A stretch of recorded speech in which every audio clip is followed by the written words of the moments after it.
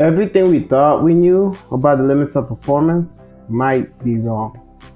And for years, we watched Porsche build masterpiece after masterpiece, only to see them become obsolete in a matter of like years, right? Each new record seemed final, but then something come along, and then they go ahead and push the boundaries over and over. But that's until now. I mean, Porsche with the last GT3 was already considered pretty much a perfect car. It already had the manual car record, and nobody was expecting somebody to come along and beat that record. But that's exactly what Porsche did when they brought in the new partners at MantheyRacing, however you say it. I mean, they tore it up on the Nurburgring. And that impossible number they just set on the stopwatch, that was a record, but it's now a new record. To me, guys, it isn't just a record. I know it is the record, but it's not just a record to me. To me, it's a sign of things to come. We've seen Porsche been pushing the boundaries on all their cars, the turbo, and this manual GT3 is just an example of Porsche getting ready to push every car or on every lineup to the next level.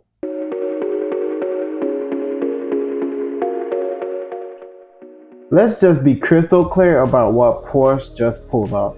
Right, the latest 911 GT3 equipped with the Manthey package or the Manthey Performance Kit just lapped the Nürburgring in a mind-bending 6 minute 52 seconds point. Like they did a 52. Let's just call it a high 52 seconds, right? High 6 minute 52 seconds.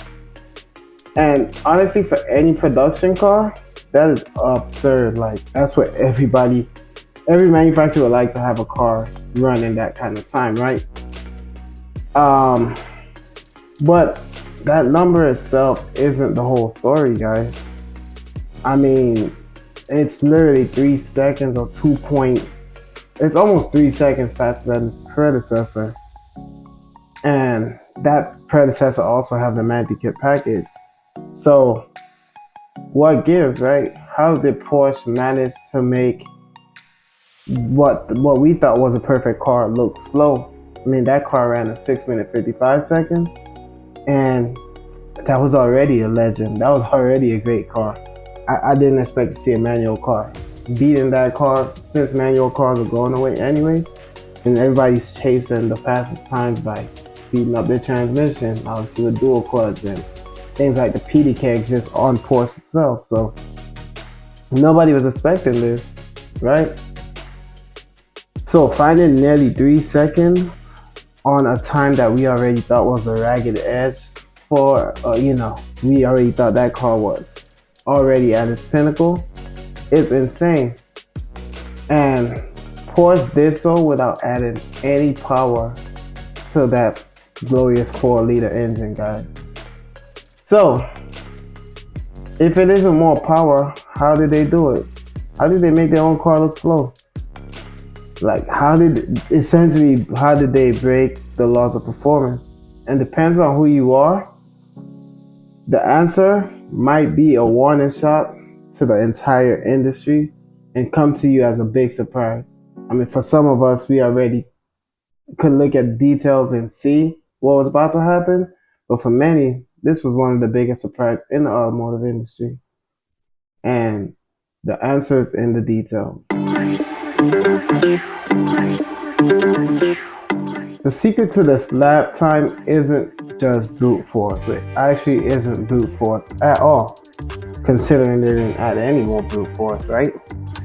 It's an evolution of Porsche obsessive perfection. And Manthey didn't just tweak the new GT3.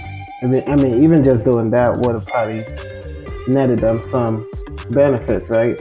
Because the new car is more stable, the new GT3. It's more stable, and it was already a major leap forward. But as you look at the Manthey package, the first clue you can see was that on top of the platform that is already a huge leap forward, and as far as stability, It allowed them to carry more speed through the corners and, crucially, stay on the power where the old car will have to ease up off the power. If you compare the track time side by side, right?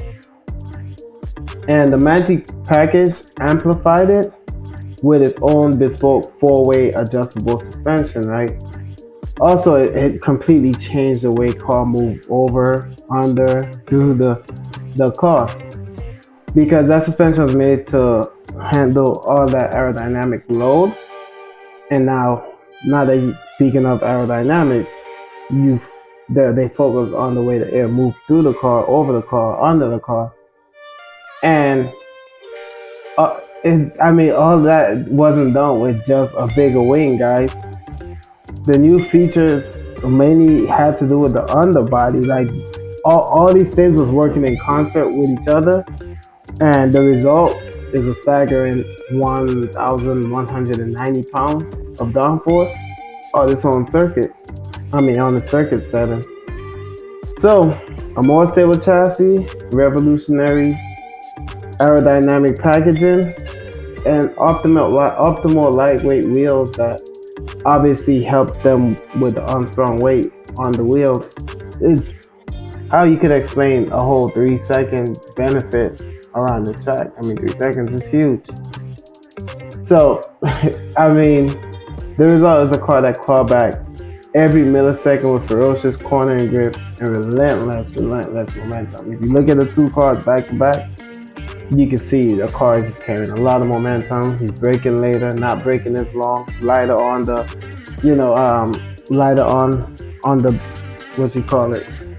trail braking. Guys, they're able to carry way more speed around the corners and having to brake less. And that's a statement of Porsche obsessive attention to detail when it comes to aerodynamics and everything else that counts, like the suspension and balance. It's Porsche's only true path to engineering speed, and in my opinion, it's one of the better ways to go about it.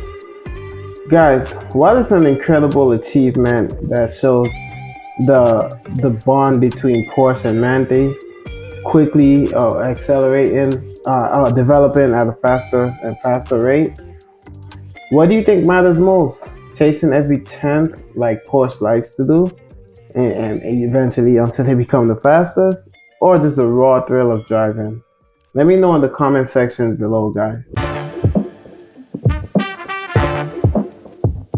So, the new Manthey GT3 has set an astonishing benchmark. Let's just call it what it is. But who exactly is Manthey, and why are they so key to unlocking the ultimate level of performance in Porsche? See, guys, Manthey isn't just some tuner that tunes Porsche, right?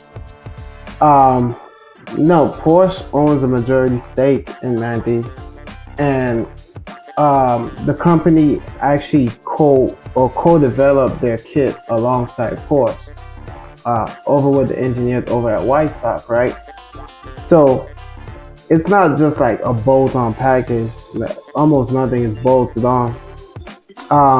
It's actually Porsche approved suspension, tuning, aerodynamic, and braking, and they're all approved by Porsche and Porsche engineers. And for the new GT3, the Manthey added their signature bigger wing, right?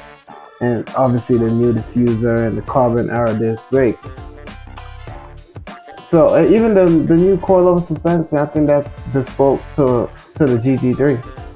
There is also an upgraded full factory warranty that remains intact. So when you get these packages, you're not voiding the Porsche warranty. It proves that while the GT3 is a masterpiece, the true performance ceiling is only attained through the Manthey, and it's been that way for decades. But again, Manthey has decades of Porsche expertise that's being applied to these cars. So, if the Manthey tuned GT3 is this good, right? what in the world would the next GT3 RS be like?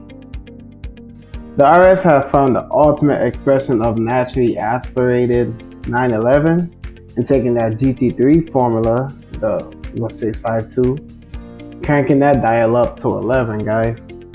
Biceps already showing a RS of some sort, tearing it up on the Nurburgring, right? And its singular purpose would probably be to show that the next generation RS that's in testing will have an even more dominant track weapon in Porsche arsenal, right? While some rumors suggest that it's gonna have a turbo or a hybrid, you see Porsche doing these turbo or T-hybrid, I think my smart money is gonna go towards Porsche, keeping it high revving, all natural, and keeping it pure. Because the GT3 RS have always been defined by a screaming engine, high revving, instead of adding a complex hybrid system. Like, they usually focus on the Aero and the chassis dynamics. And imagine the ability to grip, ability of the grip of the new GT3 RS using the same advancements they just found from the GT3, right?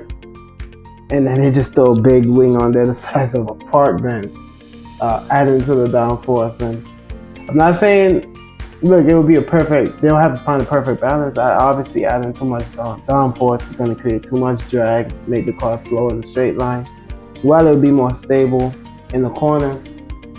Porsche have a way of finding, the perfect balance to figure out these things.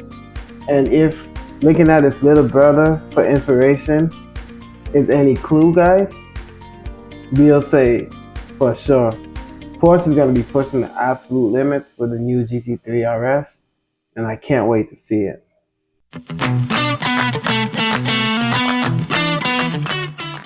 And that brings us to the final, most frightening part of this message, guys. The Porsche 911 GT2 RS. Guys, if the GT3 is a scalpel, the GT3 RS is a razor blade. If the GT3 RS is a razor blade, the GT2 RS has always been the hammer for Porsche, right? It's Porsche's ultimate statement, built to be the fastest production car, period.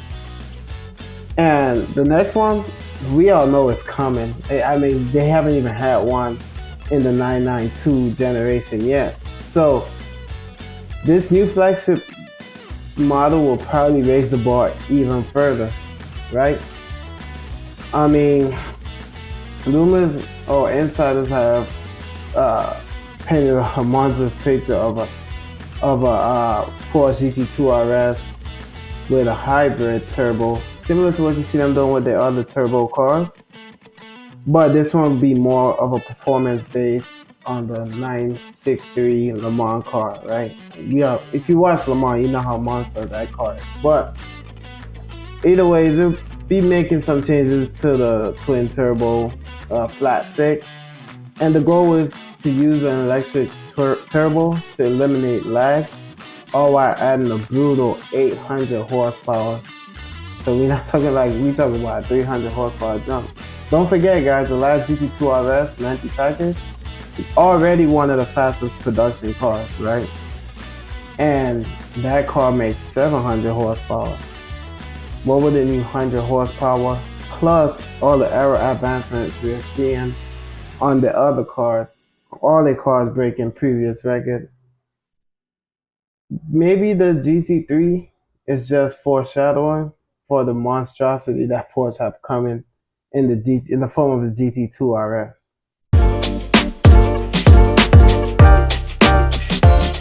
Guys, Porsche's new record isn't just a reminder, it's a declaration of war against its own self even.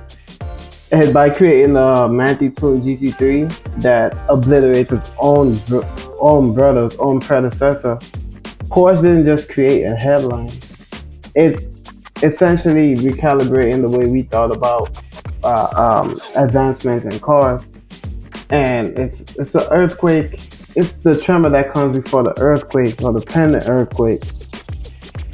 It signals that the new GT3 would probably be the pinnacle of naturally aspirated vehicles.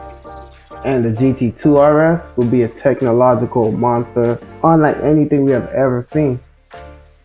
On the road at least. Porsche is putting everyone on notice in my opinion. They aren't just building faster cars, they're building a legacy. Determined to send this era of performance out with a thunderclap so loud that it will echo for decades, as all Porsche has done in the past. And so guys, if you're excited to see what Porsche does next, make sure to subscribe and hit that like button and the notification bell to see what Porsche do next, because I guarantee you we'll be all over the news as soon as it drops on all of these future models. Thank you for watching.